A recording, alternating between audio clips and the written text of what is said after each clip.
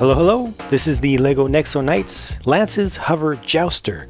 And I believe, I've not been able to verify this, but I believe that at least in the United States, this is a Toys R Us exclusive. But like with all retail exclusives, you should be able to get it on the LEGO Shop at Home website once they get around to deciding to put it up.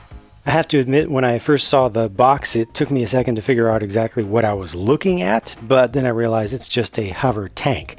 So it has a wide base down here and then kind of a turret section up above that is not able to turn, but it does have some motion that I'll show you in a minute. But speaking of turning, normally when LEGO does hover things, they put some wheels on the underside, and you can start to see some of those kind of peeking out just a little bit, and that allows the whole thing to roll forward and back, but it doesn't turn particularly well. You kind of have to just scrape the wheels along the ground to make it spin. Well, this, interestingly, is actually designed to be able to spin within its own width, within its own space, right along its center line if you want, and then convert to forward and back motion however you want. It's just able to go absolutely anywhere because it uses casters, 4 casters on the undersides that are able to pretty freely spin around.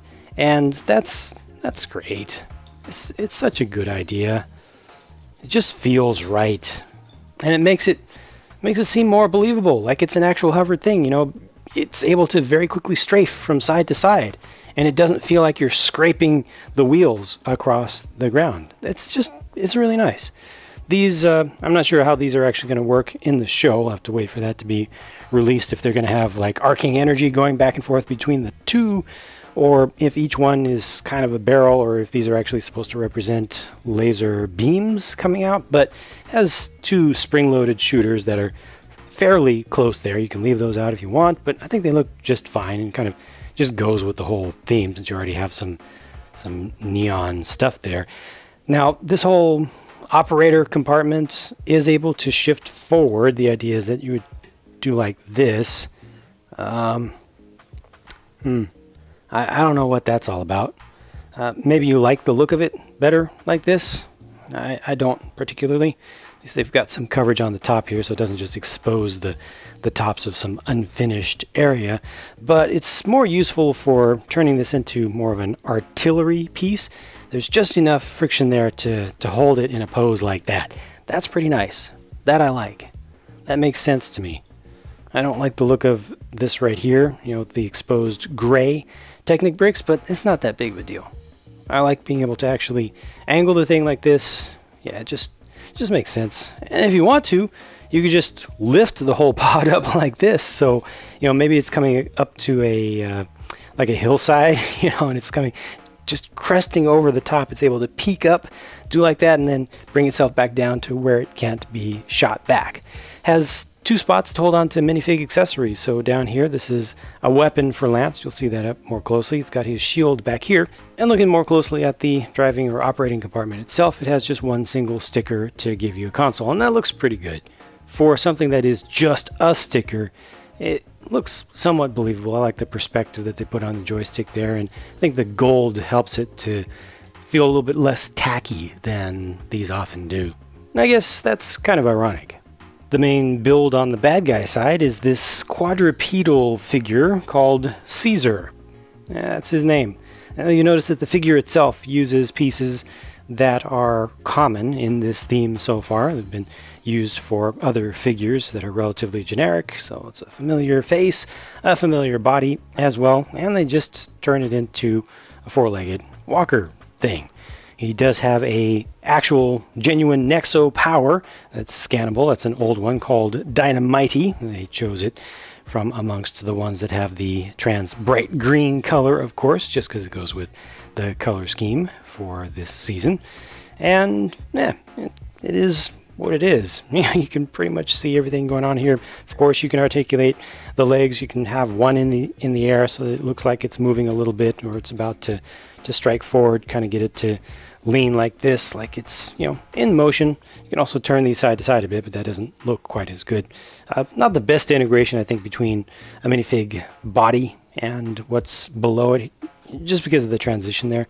Doesn't look that great to me personally, but you know, it's a thing, and it's different. It's good to have something different and not just another figure with a jetpack.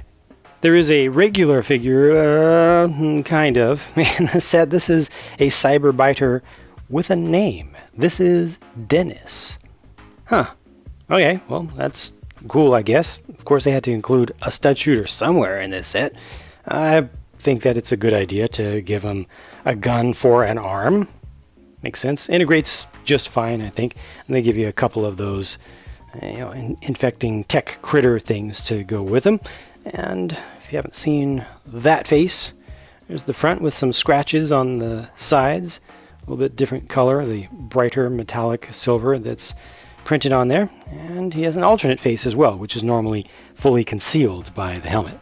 And here's the Season 5 version of Lance, who, for the first time, does not wield a lance. It's a double-ended symmetrical weapon, so that's something a little bit different. Of course, you could just take off one of those ends if you want to, but again, nice to get a little bit of variation. There's nothing too special about it. Of course, I need to take some stuff off so you can see the prints better, but he also has a NEXO power here, and of course you can swap those around, but this is Diamond Spear.